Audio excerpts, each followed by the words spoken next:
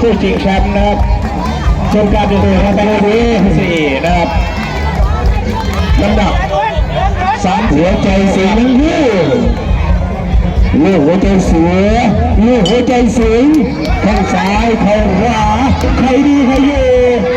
มาจะโตมาเลยพี่จะมาเลยพี่ได้ไหมขวาขวา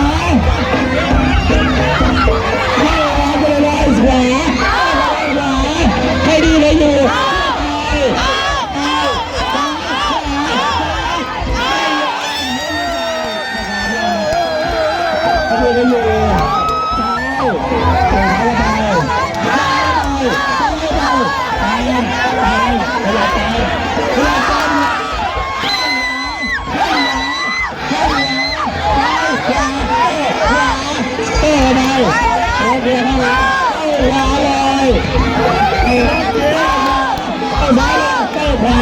ได้ขวาไม่ยอมตัว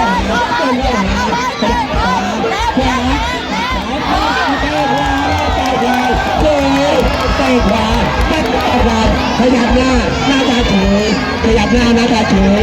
ขยับหน้าหน้าตาเฉยตัวขวา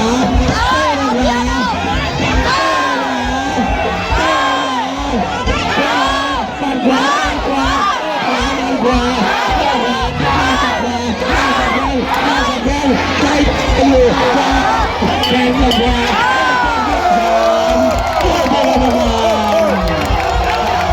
อยู่ที่กรรมการอยู่ที่กรรมการแดงอยู่ที่เงินอยู่กรรมการขอขอบคุณตายนะครับที่ตบมือครับเป็นน้ำใจครับนักมวยทั้งสองกับสองฝ่ายนะครับ